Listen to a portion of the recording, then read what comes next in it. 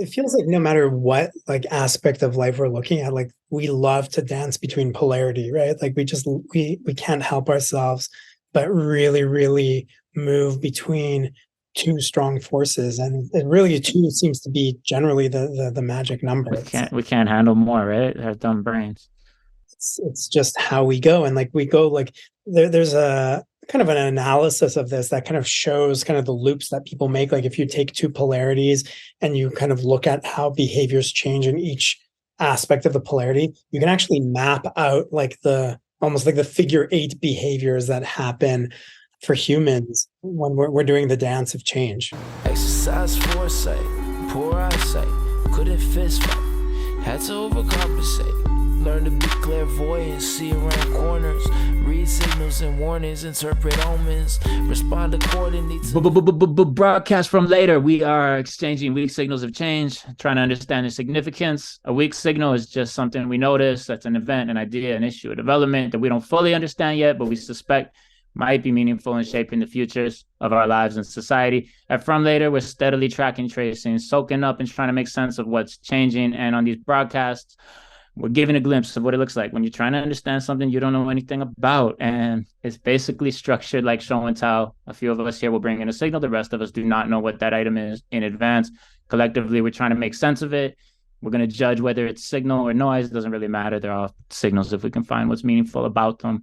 If you're listening and you feel lost and you don't understand what we're talking about, that's not a problem. Neither do we. It's literally the newest stuff we know about. And listen, we are not just signal watchers. What you have today is like a crew of global elite futures people and close friends of mine today. I'm very honored to have them all here on the show. But this is not just signal watching, trend watcher stuff. This is the earliest phase of what can be a very long and varied foresight process using many different methods and a lot of like artistic creativity. Today on this Vroom call, we have myself, Robert Bolton. Our producer, Jeremy Glenn, is MIA today. Returning to broadcast from later from Paris right now, Irwin Adam, Future Food Studio. What's up, Irwin? Hello from Paris. What's going on? Radha Mistry is back, rooming in from Los Angeles. Hello. I'm in Toronto, as is back again for the first damn time, Richard Thomas of the Foresight Studio. Ricky, aka from earlier. Rick is big bro. I say that with utmost reverence to him. He taught me this stuff in the very beginnings, put me on in a very real way in my early days at Idea Couture. And that's how I got into capital F foresight and learned terms like weak signal of change was from you, right? Wow. Welcome. That's weird. Welcome. Glad to finally have you here. Yeah, man. It's a pleasure. I want to know, and for everybody, how did you first get started with foresight? I wanted to acknowledge my teacher and give you the opportunity to do the same. Yeah, so I went to OCAD in Toronto, and I was fortunate to meet a man named Alexander Menu, who was my big bro, or my OG. And he was practicing strategic foresight at OCAD, kind of like under the radar for years, and teaching it to the industrial design thesis students, and was making like a joint venture between Rotman, which is the business school here at U of T, and OCAD's like a master's degree department. Just as it was starting to form, he wanted to develop something that was kind of like all encompassing and integrated with those two kind of different student cohorts, and kind of move the needle forward in terms of like bringing strategic foresight to schools. Now, this is pretty commonplace. There's a ton of foresight degree granting institutions and collectives and things like that. It's a lot easier to access. But then it was kind of something that it wasn't really welcome. Like a lot of people didn't really respond well to it. We had to fight for everything. And I had a really good time with him, like learning this sort of thing. And he ruined me for design because I was taking industrial design as a student in my third and fourth year. Then I started working at this research institute called the Beale Institute for Creativity, which is kind of a dirty word at OCAD now, but it eventually evolved into SLab and what is now the Foresight and Innovation Master's Program. And we had like an early hand in doing some initial research around curriculum and things like that. Also, staff. And it has its own little storied history right now. But I left, I guess you call it like the academic context, and moved on to work for a fellow named Idris Muti and Scott Friedman at a place called Idea Couture is where I met you. Mm-hmm. And we wanted to like test the water and see, if other things that we were theoretically exploring in the university context, is it commercially applicable? Can we cut our teeth in industry and see if we can actually do this kind of work and move organizations to degrees towards like a more positive outcome? And we had some really good experience with that. Mm-hmm. And I've got to meet people like yourself and pass on some of these practices and methods, and also start to evolve with all of them as well, right? Like one thing I think that we like to pride ourselves in is the, calling ourselves tool creators, mixing methods that are kind of like, not typical. And, being artists, I think all of us consider ourselves artists. I've been trying to reconcile that in my current practice where like I don't want to keep foresight and art separate anymore. I want to create a new like, can we explore these signals through dance? Can we have like a scent report? I don't know. There's so many ways to manifest this type of thinking that don't need to be limited to the confines of folio kind of archetypes, right? Yeah. Shout out Matt Lindsay and Sadie Ducros too. Absolutely. We're part of that foresight team when the three of you were in a closet, and I was pumped and I was totally gravitated towards the three most interesting people in the building who were like ex-industrial designers, ex-graffiti writers turned foresight strategists. And like, yeah. Or we could all say the three of us are like recovering graffiti artists that, we didn't mince our words. We didn't come with it in any kind of like, there was no kid gloves. It was like I liked the way that we practiced, and it's something I try to retain a bit, the kind of candid component, as opposed to, there's a lot of cleansed foresight. That's kind of where I'm getting at. Right. It's nice to have something maybe a little, not pure is the wrong word, but you know what I mean? Like true to your identity. Right. Yeah. In terms of like all the different ways that this gets talked about now, it's amazing how it's evolved since back then. Like this was like unheard of when you would talk about what you do. Yeah. This is like 10 years ago or whatever now. Now it's like there's so many studios popping up. It's a really beautiful thing that's what's going on. It is. But yeah, it also gets like misunderstood. So I like deep time research now though, rather than foresight futures, whatever. Like that's what I'm about. I want to give a couple shout outs to some forefathers too. Like, Heidi and Alvin Toffler. Right. He shaped a lot of the way I think. Heidi Toffler, amazing. Howard Rheingold, who I believe I'm like turning more and more into every day with these hats. Yeah, and just again, Alexander Menu, man, like what an originally unique individual. Right. And Ursula Le Guin. I like that. And you have coming out soon with Idris Muti, the OG, and Sadie, right? A book on Gen AI and scenarios. Yeah, so we wanted to create like the first like NFT foresight consultancy, and then everything collapsed, and now it's like a really bad word. So we ended up translating all that work and the NFT utility into just a book, right? Okay. It's going to be like, it's a 250-page book of scenarios on generative AI, and they're pretty wild. It's starting to get a little bit aged too. Like I think we've had this in our pockets for probably like 6-8 months. Drop it. And we got to drop it because it's just, the space is moving so fast. It's hard to like obsolesce yourself as a futurist. It's like almost embarrassing. So I'm hoping that like people, even, it's all imagination based work. So it's not really set to the confines of where AI was at the time, but still, these things all have best before dates for the most part. True. Sick. Thank you for being here, Rick. Let's get started. Irwin, what's your weakest signal?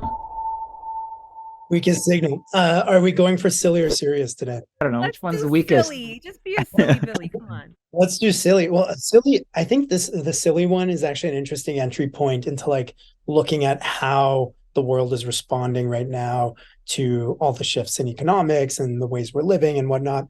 And this one comes from a deep dive that I'm on right now, back into China and Asia.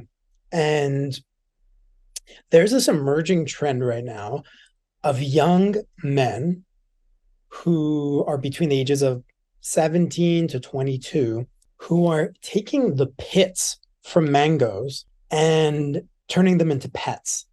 So they take the pit, they dry it out, and the little hairs on the pit, they start brushing, they give them names, and they actually start hanging out with them. And this is a full emergent community of young men, particularly, who are creating a pet for themselves because they can't have one. Okay, so tell me more about this. What's happening that's causing them to not be able to have? Just the cost or Well, so one of the connections is obviously economics. Right now, China is going through some major economic transformation. It's for the first time in decades, China has slowed down its economy. Its economy is actually contracting. And, the dream of the middle class isn't quite the dream that was anticipated. And things are getting expensive. And so the idea of having a pet that you have to maintain and you have to pay for is actually becoming a challenge. And it's curious to notice these types of signals like in this area, because it's kind of a signal of like what's coming, because that's kind of a first level piece of how spending is actually changing and how people are changing the ways they live. It's also potentially a signal of a return to loneliness. Why are we looking for creating pets out of inanimate objects? Because obviously we've had this happen in the past with like pet rocks and the chia thing, if we recall. But yeah, there's certainly an emergent trend again around like societal questions of what's happening economically, what's happening socially, what's happening psychologically for folks who are hanging out with a mango pit. I saw it on TikTok. I was like super intrigued. I love that you brought it. This was like coming up on Douyin and TikTok and all of these guys. How do I show this? Here we go. Are you all ready? It's gonna be really great. Wait for it. 3, 2, 1. What? So that's a mango pit? That's a mango pit. Yeah. I didn't even know that was a thing. Well, now I get it. It's an awesome pet. So is it like hair? What is that like? Can you make a slipper out of that, or maybe we're discovering new materials Yeah. along the way here? I didn't. So you can pull this out of the inside of the pit or something? How does this work? No, so this is actually just like when you eat a mango, the pit has hair on it, but it's usually slimy once you toss it out. But what they're doing is they're drying it out and then they're brushing these hairs in order So fire. to make it into a little pet. I love that. It's so good. So a couple of signals that we have. So there's like, I mean, one, are we people just so lonely that they need to be friends with the pits of their fruit or whatever? The other, I like your first suggestion though. Pet says economic indicator is interesting because that's like a category of signal. And so like, what's the, like, what kind of exotic pets that would be like the opposite there? Like, oh, we're in certain economic times, like everybody's getting chinchillas or whatever.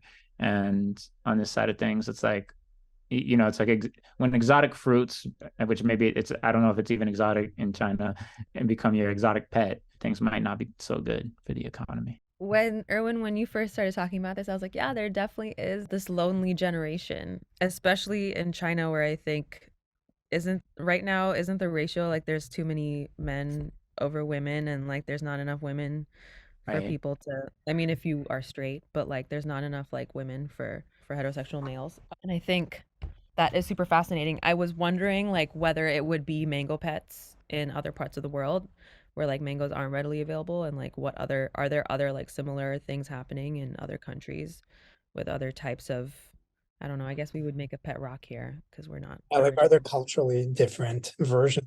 Yeah. right? Like, is the mango something that's like cheap enough for everyone to have access to in China, right? Where it's like just like a commodity there. Yeah. And where does it go is the other question. Like, It's like a Tamagotchi. It's like a cheap version of a Tamagotchi. But Very it never dies. This one says like it's like a cardboard dog doesn't get old or ill. It'll always wait for you Yeah. at the door. There's like, I guess there may be a spiritual comfort in its lasting sameness. One thing that's interesting, especially when you talk about emerging generations, like 17 to 22, is that they're not opting for like an online bot. Kind Right. of like Sid had brought that signal before about was it called Replica? Like AI girlfriend. Mhm. stuff. Yeah, it's not like Yeah. an AI girlfriend, right? It's not like They still like cost an money though. You got to pay like $1 a week or $1, whatever it Mhm. is. I'm sure, but like I could imagine in a place like China, you could find a cheap or free dupe, Sure. right? So like why something analog? Why aren't we opting for the digital? Like does this signal something in the attitudes and the priorities of an emerging generation to say like we actually don't really like, maybe online is just harder. I mean, they're still sharing these things online, right? Like I saw this on TikTok, but like Yeah. I wonder if there's something about the tangible nature of it, the process of making it, and the fact that it's like an analog kind of interaction. From what I understand, people keep pretty detailed mango diaries. Hmm. And with an AI bot, you wouldn't have that like broadcastable intimacy that you would have where you're mythologizing your pet, Right. you're describing its relationship, you're creating like this origin and backstory and relationship. Like that's something more difficult to do with an AI girlfriend. Probably is saying stuff that you maybe don't want to be repeating on Weibo, right? But what is it? That's what I'm saying is like, is it also a privacy thing? Like, is it safer to have an imaginary friend that's not traceable in a country where like a lot of your actions are traced and watched. That's like probably the most poignant point.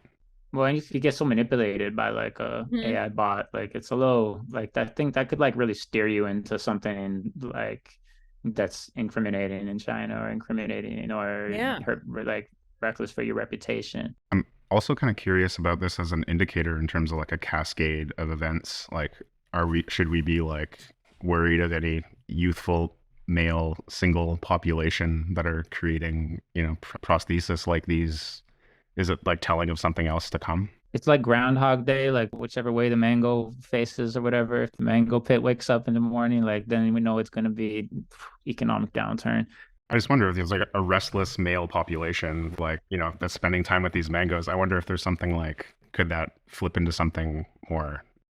Yeah. What, yeah. like a sexual attraction to inanimate objects? No, I mean like maybe like a revolution of some kind where there's like this this group of people that are talking about stuff, doing this kind of like, strange kind of behavior. There's something to be said about restless male populations and like the danger they pose to like public safety. That's what I'm kind of saying. Is this like an indicator species of something to come? But I'm not saying that about China specifically. I'm saying about any, like this could be in, Toronto or El Salvador. Like. This is a male cultural appropriation of like nervous hairbrushing. Like we're taking that, the boys are taking that as a behavior. Yeah, it's like organic brony vibes. I don't know. I think it's kind of sweet. It's like innocent. It's like, oh, like I want something to play. I'm like bored and I'm lonely and let me just like, it's kind of like when you're a kid and you're like making up imaginary, I don't know. I used to play a lot of imaginary games and I used to build a whole bunch of shit and like, no wonder I'm doing what I'm doing now. But like, I don't know, like maybe as an optimist, like I think there's something really nice to that, but I think, it's probably not wrong on some level to say like, hey, maybe there's an indication here of like a restless generation of men who are just bored and depleted. Broken men, desperate broke men. But if we take the flip side of it and we look to an optimistic future, I'm like, wow, like they have this ability to care for something outside of themselves that feels quite insignificant and small. Like what if we took that and if like they're able to have empathy or consideration for get you a man little can mango take care of a mango pit. Right. Right. It used to be get you a man that goes to therapy. You know what? Like in another life, man, I would take a man who could take care of a mango pit. There's something kind of gentle and sweet about it, for sure. Yeah. Like, it wouldn't be the thing that I would assume men would be doing in private for like spiritual comfort. Right. Like they're being very gentle. Very gentle. And in that points too, like the optimistic side of things is like, this is also potentially just one of the corners of like cute culture meets internet culture. And this is just like one of the stochastic events that comes out of just like smashing those together. Yeah, part of something bigger. It feels like it touches so many things. And there's so many, I'm like, oh, it's like trolls with certain, like a behavioral thing, which I hadn't really thought of that because trolls were so weird in their own way, like getting right down to like the hairbrushing part of it. And like, what's that? Like, that's one part of this gentle, delicate, careful hairbrushing, which also brings me to like fidget spinners and things like that. Like, there's just something, if you can do something, but it's like it's not the same as fidget spinners. It's like a different flavor on the same wheel. It could equally be indicative of like, an increase in empathy and reciprocity, or like something maybe more beautiful than, something scary like a public safety scare or something. I like that. All right. Signal the noise, Radha. I want to say it's a signal. It's a signal that Irwin's adorable. I think it's a signal of like an emerging generation of adorableness. No, I think there's definitely like, if we want to be super serious and scholarly, like there's an economic indicator there. But I also think there's something really lovely about this like analog solution to loneliness and what that says for, when I was in, I don't know, like middle school, like Tamagotchis were a thing and digipets were the thing you got when your parents said no to a dog. And I just love that like this was the solution. And there's something, I'm reminded of the concept of like critical jugaad. I cannot remember the South Asian woman who came up with that for her PhD now, which is horrible. But it's just like you make do with what you have. And I just, I really love that the making do with what they had came out as something that's quite sweet and adorable, and it's really lovely, and just like a time when you feel like the world is on fucking fire. Yeah. And so I'm gonna say it's Signal because I want to believe in the goodness of the At the world. very least, we need it. Rick, what do you think? Is that Signal or noise? I think it's a signal for a bunch of reasons, and not to be like on some. I'm not really scholarly, so I'm not gonna be like that. But there's something indicative, I think, of it just making something precious out of something mundane. Like I think we need more of that mindset in the world, and I don't know what it's going to be causal or correlative toward, but I think it's a signal. Mm-hmm. All right. Yeah, I wanted to say noise, but I'm like, no, I'm kind of, you guys are convincing me. I like the sort of general behavior side of things. I really like pets as economic forecast. And then the material science thing is fun. Like whenever there's something like this, like I'm curious, will there be, because those are nice looking heads of hair on the, like, will there be like, will people get the mango pit toupee? Is that even feasible? I have no idea, but I like that idea. So surprisingly, I'm like, yeah, Signal. This is in my Signal count. Okay. Next up, Radha, what's your weakest signal? Cam models in Colombia. So in true like sex worker porn industry fashion, I think they're kind of ahead of the game when it comes to being able to work in hybrid environments. And I'm not interested in the digital physical thing. I'm interested in, so I was reading this article and a couple articles about cam monitors. So it's a new role that's emerging and has come up through the, like in the midst of the pandemic. They essentially have become like the producers for cam models. And it's happening in places like Colombia where like people don't really have access to the internet. They don't have the infrastructure in their own homes to kind of like have, you know, strong streaming broadcasts and things like that, don't necessarily have the language to be able to deal with like language barriers and translation. And there are these roles popping up where like people will like sit in a room in another place that's not the studio or not the person's home, and they'll train the models, they'll set up the scene, they'll help to take photos, they'll do the translations, they'll like help with client engagement. And it's people who were like in, you know, original, like maybe in PR or were like from completely other industries, and this has become more lucrative for them. Crazy. And there are even like former cam models who have now become monitors. Like one of the quotes from one of the people said, it's kind of like you're playing The Sims, but with real people. And I thought that was really, really interesting. And I think there's something there when you start. As a monitor you are? The monitor said that. A monitor said that. Wow. So like, wow. And so to me, I'm like, whoa, like what does this mean when you start thinking about one, where the industry is right now with like the strikes that are happening here, with all of our conversations around like, you know, controlling talent. There's a few threads for me that kind of go beyond this, even to say like, what if we don't need cam models anymore and it really just becomes like digital avatars that these monitors are like controlling. Right. But I feel like it's such a seamless process. And it's like, why can't other industries do this? Like in the AEC industry, we are having such a hard time with people in the office and people remotely and like having, you know, what seem to be quite complex workflows. And like they are able to take in a cam setting, like in a cam model setting, essentially you have a producer, you have a talent manager, you have the model themselves. And it's just like this ecosystem that has come up to like fully support. I think at one point, like in countries where you have better access to the internet, what like OnlyFans was kind of delivering, right? Yeah. And so I just think, one, it's kind of interesting. Two, there's kind of a globalization of this, and people are like leaving their quote unquote more legitimate gigs because this is becoming more lucrative and more consistent. So interesting. But it didn't feel from interviews like there was a predatory nature to the role. It really felt like, cool. Hey, we're in the team. Like, this is the team. This is my role. It's like how you would have a creative producer and talent, right? It felt like that. Right. That's beautiful, because that was definitely one of the first places my mind went, is that like, I like, when are we going to hear the horror story about somebody getting totally related to this? For sure. I'm sure it'll pop up somewhere because, you know, people are wonderful and people are shitty. But like in like my research and like digging into this a little bit, that's kind of what I found.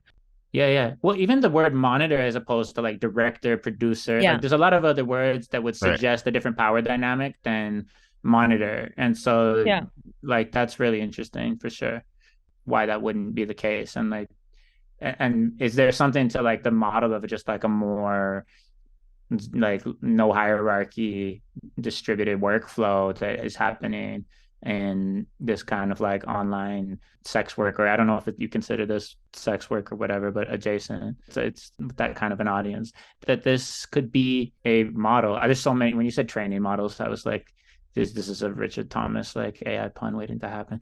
But anyway, but yeah, that this might be a model. There's too many layers for the word model right now, but for other industries, it's cool. I like that signal a lot. Modeling the model behavior.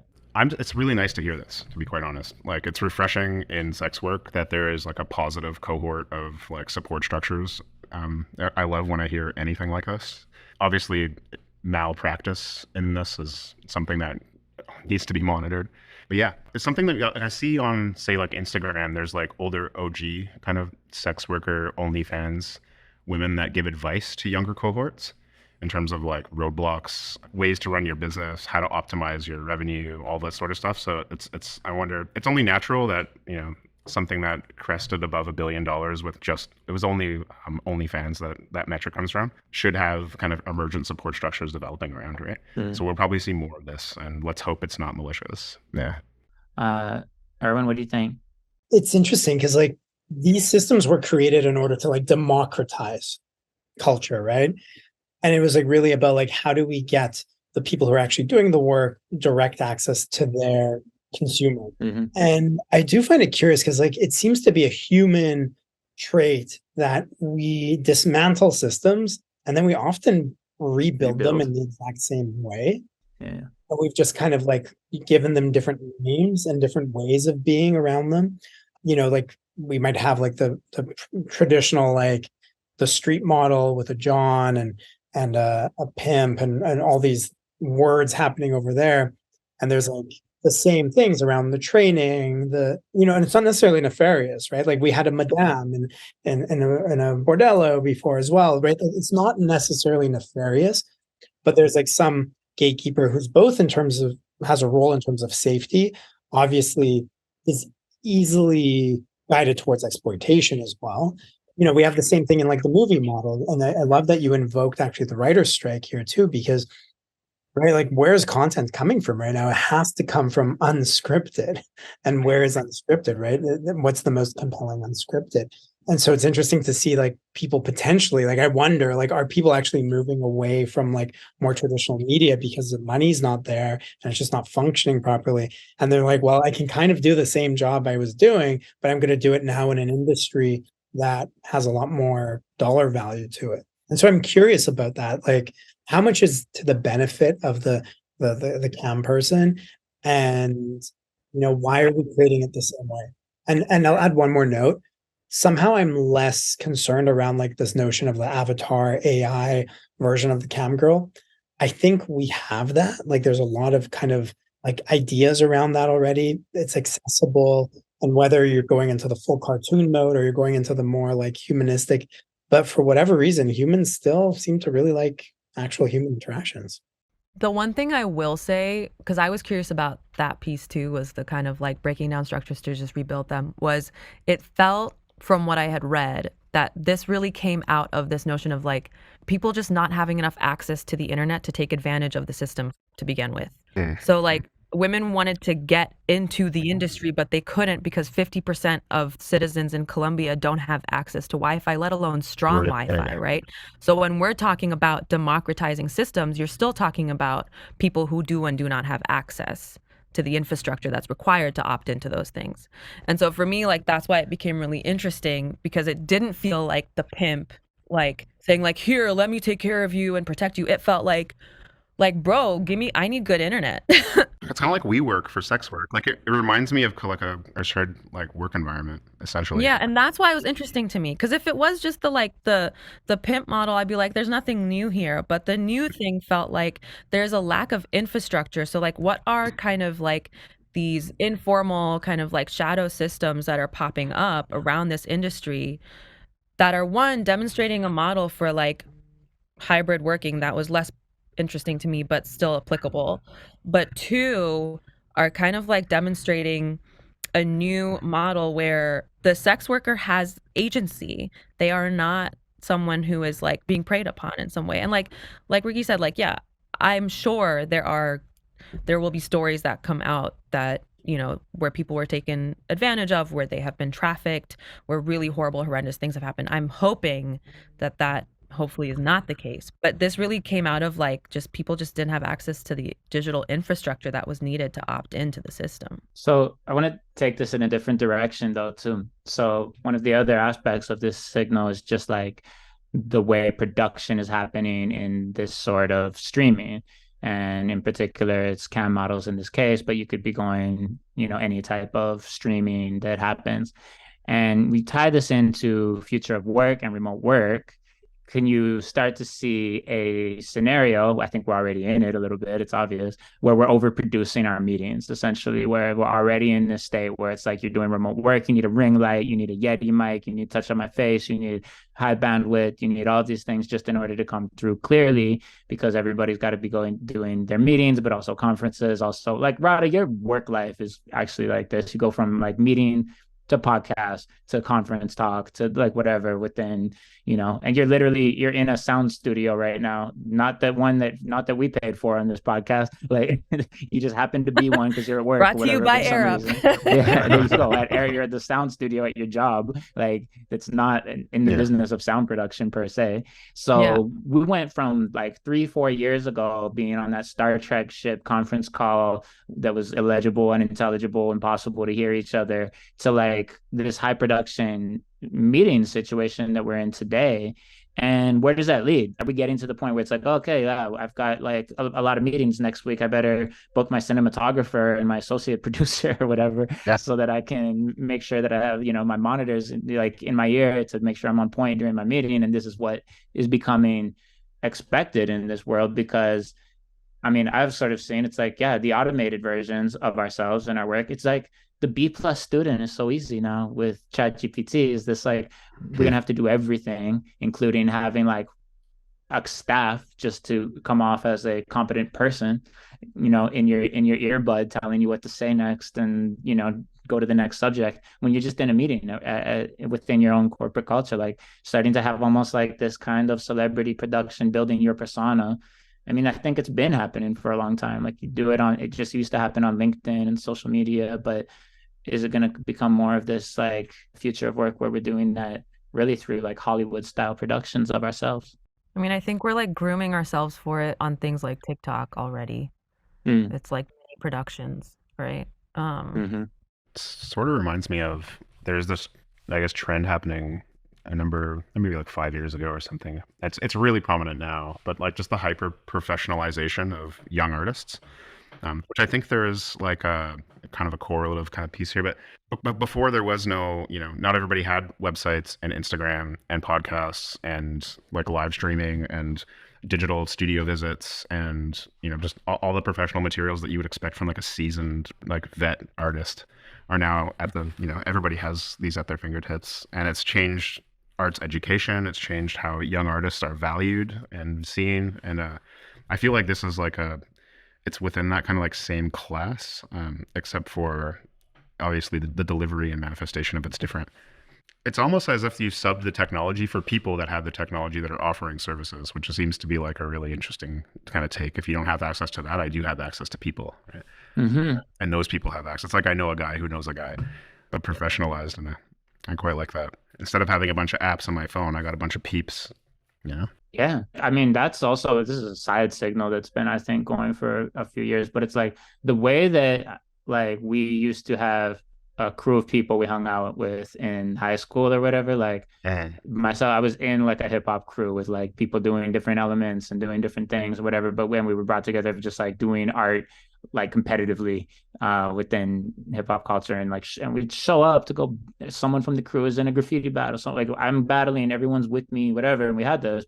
And I'm sure like there's versions of that in different cultures or whatever as well. But what I've noticed now, it's like very professionalized in this way. It's like these kids have a crew, and it's like one of them's a singer and the other one is doing fashion, and like one of them is a videographer, and the other guy's trying to be a business manager, and they're like setting that up in a way, like knowing exactly what's going on, because they have models of that. There's resources where they can see how this worked for Mac Miller, or how this worked for, Right. whichever artist that they came up on. And they're like, yeah, you just need to have like these 5 people. And there's a lot of that knowledge out there of exactly how you should set that up. And so your friends are not like your friends anymore. It's like it's your enterprise. It's like that, like you're in high school, and it's like these aren't your friends. They're your company. They're your enterprise. Of whatever it is you're trying to build. Yeah, maybe it is. You know how the pandemic kind of like expedited technological development for a while? I feel like maybe the lack of access to technology expedited the support structures needed for this kind of industry. Because here you have just like, retiring cam girls becoming consultants and offering these kind of services, showing like what the trail markers are to watch out for, what are the things to like, to keep yourself safe and to keep yourself profitable and hygienic, all those sort of things, right? It's interesting that the lack of technology has kind of like created a group of potent professionals to come together and offer these services in a formalized way. It did really emerge out of the pandemic, where like people kind of just Yeah. weren't making ends meet because their jobs were just like not needed anymore in that moment. Oh yeah. I would connect it also to one other kind of like ongoing signal of like kind of the coach models that have been really just blown up since the pandemic, and how like we basically created like these somewhat pyramid scheme like systems where everyone became a coach, and then you needed to have a coach, and the coach has a coach, and everyone's kind of like not actually doing anything. And I'm always like weary, like as we add layers to anything, like what the actual purpose of it is and what it's building towards. Coaching as multi-level marketing scheme is definitely a strong signal in everything around me. It's funny how there's these things, and it always raises a red flag when someone is both doing a job and they're the recruiter. This is like the thing that comes up. Somebody hit me up recently with like, yeah, I was looking for a financial advisor, and this guy hit me up, and he also wants me to become a financial advisor. And I'm like, something doesn't feel right. You shouldn't be both HR and the main strategist or whatever at the company. Like whenever that, it should ring a red flag. So if anybody ever is trying to offer you a service and recruit you to do that service, look, I don't know. I'm not saying that I can tell you it's a scheme, a scam or not, but it feels off to me. So signal or noise, Irwin? I'm actually going to go with noise on this one. I think it's just humans doing the thing that humans do again and again and again. I don't know that this is a unique like signal on its After own. I signaled your mango pet. Listen, you guys are missing What did I signal do and to you, noise. Irwin? We got to have some contention. Noise is actually the ultimate respect to your signal. Yeah. I'll take it. The true signal is the one not taken seriously by our peers. So I think it's super interesting, and I think it lends to like something that's happening like in a social and like infrastructure realm, but I don't necessarily know that it's like a signal of what's to come. And Rick, signal and noise. I'd like to say it's a signal, but I see where you're coming from, Irwin, because there's so much similar signals coming out of that time period for those same purposes, but just for different ends. I think the context or arena it's happening in here is something maybe that could use some help or professionalization or aid or what have you. I'm actually not sure what the gripes are or what the problems are with that space, with the cohort of people that are using it, other than like people being trafficked into like maybe cam girl farms or things like that, which is disgusting. But just for like your regular cam girl, I wonder, are these things needed outside of a context like that where there's not lack or not access? But I still say it's a signal. Yeah. It reminds me of this artist I saw some work by recently who was doing work on the feeling of obsolescence. And I'm getting that vibe. I've been thinking a lot about this. And this artist, Kadra Mensah in Toronto, they're in Toronto, really interesting work. But yeah, like there's something about the feeling of obsolescence that I find like permeating, that a lot of people are feeling. Like it's almost, I don't know, the new like languishing or something that was going around like during the COVID-19 situation. The feeling of obsolescence. And where I'm getting it here is there's this feeling to me where it's like, oh, a new role emerges that's going to be outmoded by technology like in 6 months. And it kind of points at this other thing that's like, oh, you have to adjust so quickly, the way that like consulting is changing so fast because of the tools that are available. Like a lot of these jobs, just like it's not that there's no work. There's work to be done. There's work available, but the way that it's done, the way that like what that work is, and I feel like some of these roles, it's like we're talking about this and we're not even really sure which role. Is it the monitor or the cam model that's going to be outmoded first in terms of like which technology becomes more readily available and cheaper and effective? And I don't have an answer to that. You know, it's one or the other or both. There's like, but somehow this is going to change. And so it's just giving me that feeling. That's maybe more like like a macro sort of like file for this signal to fit in. But yeah, It fits so many other archetypes too. It reminds me of Wix, reminds me of WeWork, reminds me of like Miro, like but like in like in like some, I don't know, like WeJerk, like analog or something. You know what I mean? There we go. We got a Richard Thomas pun.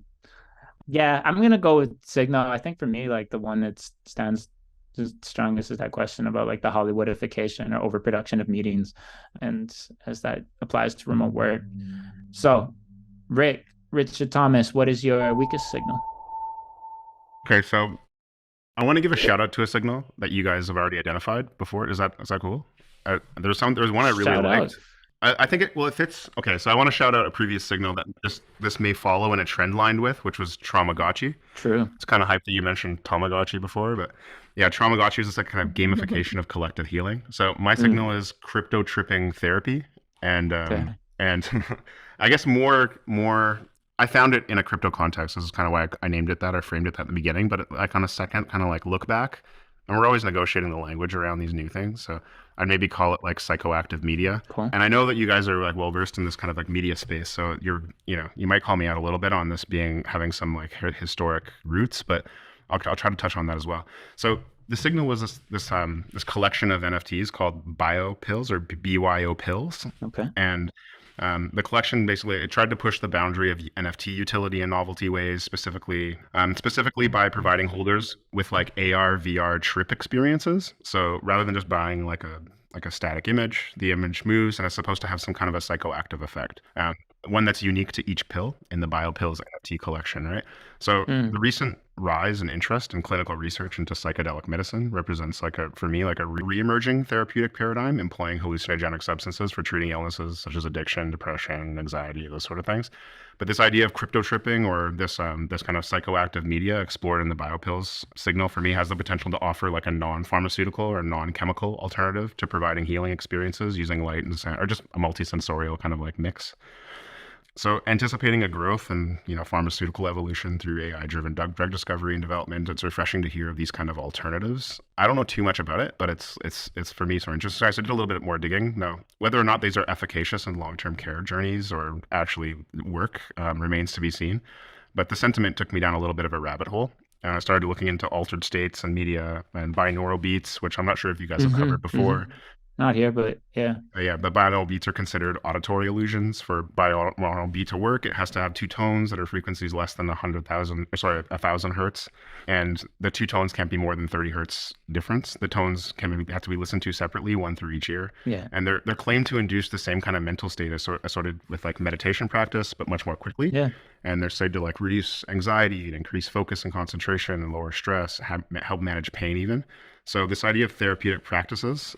Psychotherapists have been doing this kind of stuff for a long time through EMDR since like the late 80s.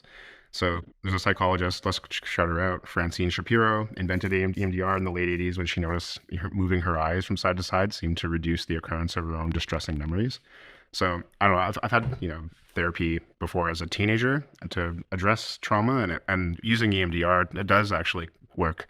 It's interesting. But today, we have services like remote EMDR. This is where it really relates back to this kind of NFT collection, is that psychoanalysts are able to perform synchronized bilateral stimulation through things like Zoom and through this service called remote EMDR, which is something you can like check out online. It's pretty interesting.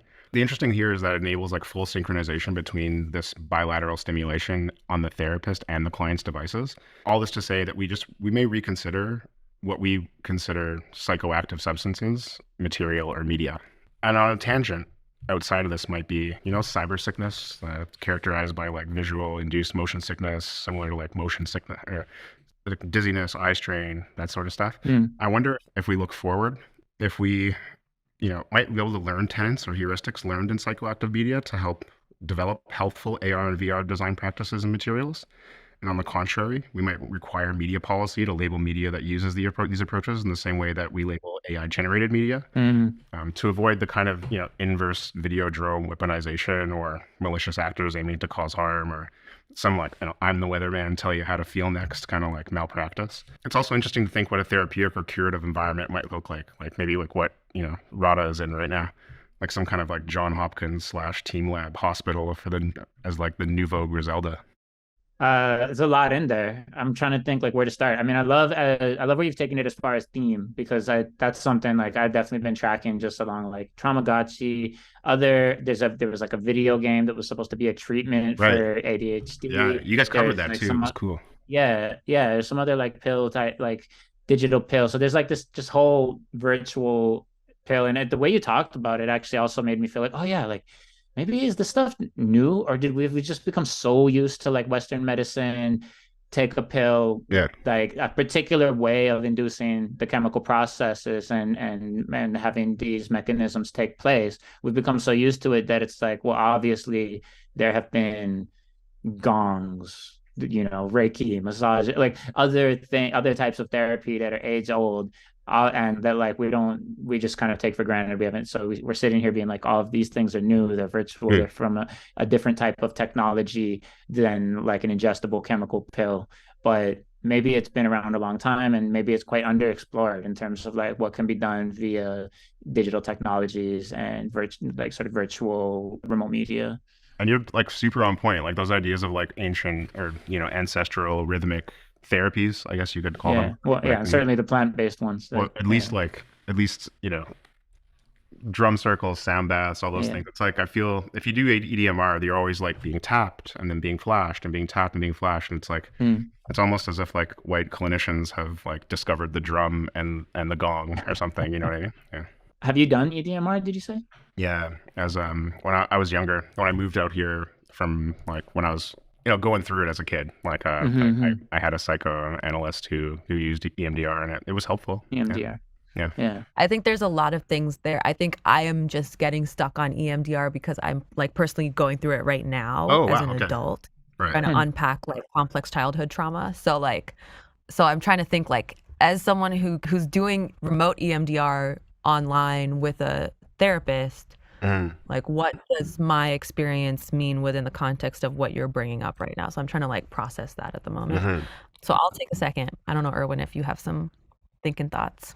What's coming up for me is this notion of how we are truly discovering new senses in the body, and really like what the physiological discoveries are as we pursue our interactions with technology. And it's kind of cool to witness that, these are things that are inherently human, right? Like you mentioned like cyber sickness, and then also like obviously like the binaural effect. And yet it's taking technology, like we're finding that technology is proving to be a mirror to ourselves in order for us to actually discover who we are. So it's not just like technology is probing us, but it's actually the interaction with technology, which I find that nuance actually super curious, like very, very curious. So then like it almost begs the question of like, well, what other prompts, what other impulses are we going to put out there in the world just to see how humans react in order to understand like what is the full spectrum of the human experience? And then I guess my other thought around it too is like, how do we adapt to those things, right? Like, how do we actually adapt to those novel interactions? And is there actually a physiological adaptation, right? We know like at the epigenetic level that can be happening in a very quick way. And then obviously longer term, if we're looking at, multi-generations, like how is the human form, how's the human body, how are the human organs transitioning through technological change? Yeah, there's like a core just like technological progress thing that comes up for me too with this, where in terms of what could be possible. And we deal with, and people have opinions one way or the other, be very pessimistic or optimistic about like what technology can do and where it can go, whatever. And I know all of us present company tend to be more nuanced about that. But like I always kind of see like quite simply that it's like, while the reward system of capitalism is very good for progressing things, it tends everything in particular directions. And often it's like it's great for getting to the point of introducing the technology, but then it takes it to like excess. And we start to be able to do remarkable things, but then like what we do with them tends not to be the most beneficial or whatever. And that's true of medical technology. I mean, look at the state of it. And that's true of digital technology. Again, look at the state of it. Okay, at least in both of those cases, and I think probably in many others. Maybe some of the exceptions would be in like building technology or something like that. I don't know, Radha, you might have an opinion about that. Yeah, it go either way, right? At some point, you end up with like some cheap, shitty buildings, or choices that are being made that are not the best. But in practical terms, it seems good. My home works roughly. The land of disenchanting bins. The interesting thing in building technology is we're actually like, there's a movement right now to kind of like go back to more indigenous forms of building and doing and like leveraging things like timber frame construction, lightweight timber frame construction over like composite material structures and things like that. Yeah. There's like the skeptic in me here, as someone who like fully buys into EMDR, who is doing it through a digital kind of interface. There's a skeptic in me here, which is like, are we using technology to solve the problems that technology created and amplified? And it kind of feels like what the pharmaceutical industry does and did, right? That was for sure the ADHD video game. It's like, bro, video like, games can solve the problem they're creating. It's like, okay, cool, social media and this stuff like amplified maybe like symptoms of ADHD in a lot of people. And researchers will create a drug and be like, oh, well, we created a drug that does this thing, let's make that a disease, and then like sell it to people and say they have this symptom, right? And so it's just like, right, it sounds interesting to me, but so much of, and it's not hypey, but it's just like so much of this just feels like, if we just went back to like first principles and like remembered that we're human, and that actually the solution to this thing is maybe like not to dive more deeply into technology, but actually to like untether ourselves from the strongholds of it, that like half of these issues would probably go away, right? I know that there are issues of access and equity. Like, it's amazing that I don't have to be in the same city as my therapist, and she can like deliver a treatment to me that has like been life-changing in just the ways that I'm able to operate as like a functioning human being. Right. But at the same time, I don't know, maybe if I prioritized like meditation or not being distracted by 15 devices every day, like would I be able to have a better relationship with my body and like how trauma presents itself in my body? I don't know. Yeah, I feel that. Where I was going before too is like, without the commercial incentives, I get it. Like, we wouldn't have this monitor, this Mac, this device, all of this platform Zoom that we're using to do like all of this stuff, is here in that system. But I'm just like, I'm so curious. I'm like, okay, but we're here. What would we do without it? Like, how would we develop things? Well, how would we develop this tech just for it to be great? And I always wonder, I'm like, will we get to the point where those experiments start to run? Like, maybe China, maybe, Saudi, maybe there are other places in the world that will have, and it won't necessarily be like better. There's going to be different, like things, there's going to be different forces at work in these markets, obviously, but there's a potential for a very different, like, technological drive. And in terms of medical technology, digital technology, all of it, and like what will that lead to, or are they all too interconnected into like with the economic forces, the same ones that have driven these technologies in front of us? I will say there is something quite beautiful. Like, I'm thinking about, if I look to like Indian culture, where things like therapy and like prioritizing your mental health and well-being are just like not seen as being important, and it's kind of like still in some senses like a form of taken as like a signal of weakness. There's something to like the discretion of this all and the privacy of it that feels like quite interesting and compelling. It's kind of what the promise of like virtual spaces were, with things like Second Life and stuff. It's like you get to have this like really private, secret, safe space for you that is only yours, and other people don't have to know about it unless you want them to. And like, what if you could heal in secret, you know, until you decide that like you're good to kind of come out of the woodwork or whatever. Like it's a shitty environment to be in, but like that's where like the access piece could be interesting. Irwin, I feel like your comment earlier about just the regular human impulse to destroy, dismantle the system and then reproduce it exactly is like here. It's like it's hitting. It's like we're in that echo chamber, like reverberating right now with that. It just keeps coming back around in every category, and it's like I keep thinking like when Radha, what you just said about the web, it's like we have like web 1 and then web 3 promises what web 1 was doing, and then is there some here's my like just pattern prediction. If that were to continue, like our web 4 is going to be just going back, like it's going to be web 2 again. We're going to go back to like this, you know, and we'll just keep going through this thing, and it'll be like decentralized, like nah, like these commercialized, decentralized, and back and forth.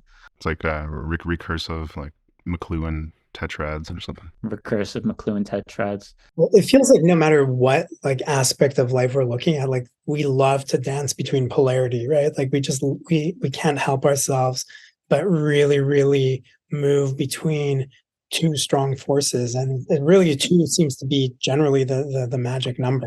We can't handle more, right? Our dumb brains. It's just how we go, and like we go like there's a kind of an analysis of this that kind of shows kind of the loops that people make. Like if you take two polarities and you kind of look at how behaviors change in each aspect of the polarity, you can actually map out like almost like the figure 8 behaviors that happen for humans when we're doing the dance of change. You know what I really love about this group really fast is like in the same conversation that we're talking about digital and technological solutions to like health and well-being, Irwin brought a mango pet to this conversation. Yeah. Like talk about two polarities, like two ends of the spectrum. Right. It's like you could take this new immersive VR treatment to cure your disease, or we could get you a mango. Eat it first. It's good for there's nutritional value, and then there's psychic value. I love it. So signal and noise, then Radha. I'm gonna say signal. I think there's just a lot there that like maybe I don't even understand, and because of that, when I feel like there are like known unknowns for me, I feel like it's signal until it's proven noise. There. So I'm gonna say it's signal-y to me. Irwin? I think from my side, it's like what is specifically are we talking about? Like what is the psychoactive media? Psychoactive media. Yeah, there's no mundane title. There's no doubt that there's a signal there. Yeah, and I'm so curious personally to figure out, you know, how that gets extrapolated into different aspects of life. A lot of people are using it alongside DMT and alongside mushrooms. I'm like wondering how these delusional psychedelic integration specialists are going to like twist and turn this thing. See, I have a rule about that, which is I mean, you might not like this because you have like background in going to raves and stuff like that, but I have a rule of like, don't do trippy shit while you're doing trippy shit. It's like one thing at a time. If you're taking the psychoactive substance, you don't need all the green lasers flying everywhere. You can just be like, close your eyes, it'll be enough, you know, just like, so it's like, yeah. I may have had a Berghain experience a few weeks ago. Oh yeah, you did too many trippy things at once, didn't you? It was a trippy shit while doing trippy shit kind of like adventure. Wind up like naked in a field in Germany. So, Irwin, was that a signal for you on psychoactive media? Yeah, signal on psychoactive media. Yeah, I want to like call it theme. Thanks, Irwin. Irwin's like, yeah, I'll give that one a signal. Yeah, just barely. All right, here's a question for everybody though. What was the weakest of the signals today? Whose was weakest? I would oddly go with the mango. It would be the mango. I want to believe in what the mango tells us about humanity, but I also think it was like the noisiest signal. Well, it's like it's what its source maybe makes it feel noisy, right? And the fact that it's like if you didn't mention that it's from TikTok and you were just like, it's this thing I heard about. No, I think TikTok is a legitimate resource. Oh, no, I'm not saying it's not legitimate, but it's like, would it feel like noise if it was like? We could use Irwin's vibe on himself and say like, you know, and maybe they're just doing what humans do. Like, you know, when you get trapped on an island, your best friend becomes a volleyball. But at the same time, there's something about this, like, you know, the economic component, the like the spiritual comfort, and there's something kind of incel-y too. Like, I don't want to say it's what it is. You know what I mean? Like, but yeah, I think that Radha's was weakest for me in terms of like most unfamiliar. Yours was was the weakest. It was like the most like unfamiliar of an idea that I hadn't recognized. Yeah, because I'm vanilla. I know, but I will say, like, given what Ricky and Irwin were saying, it almost felt familiar. Like we've seen it before in other iterations, so that's why it felt not so weak. All right, well, for this one, I'll give it a signal. I mean, I would call it like a theme. It's like, but I love that you brought that. I love the way that you framed it, right? In terms of just like there's like this lineage, and I always find these things form through doing broadcasts from later. It's like sometimes we do this show, and it's like on one off, you're just like, I just learned about a bunch of shit I don't need to know. But then you keep doing them. I don't know if Radha's experienced that yet, or if people listening are experiencing that. But it's like there is a sense making that starts to occur. Right. And we put out that How the Web is Changing video, and it was like full of signals that people had brought in here and shared. And that was like after a couple of years of It was after a couple of years of like doing that, and we're like, okay, like this is actually coalesced into something around how the web is becoming a different thing. So it's been cool. So thank you all for that. Talk about the hyper professionalization of meetings, too. For real, like, the lunch table. Like, of the lunch table, and it's not even a real meeting. We're like, you know what? We could find a way to make content out of the lunch table, monetize that. Broadcast from later. Oh, I got to say that again though. I would broadcast. recommend. Oh yeah, okay, keep talking when I talk. You're done. Broadcast from later. Thanks, y'all.